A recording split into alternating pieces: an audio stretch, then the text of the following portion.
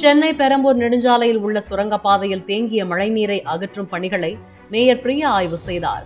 நேற்று பெய்த மழையால் சுரங்கப்பாதையில் தண்ணீர் தேங்கியதால் இரவு 11 மணி முதல் காலை 7 மணி வரை போக்குவரத்து தடை செய்யப்பட்ட நிலையில் தண்ணீர் அகற்றப்பட்ட பிறகு போக்குவரத்திற்கு அனுமதிக்கப்பட்டது.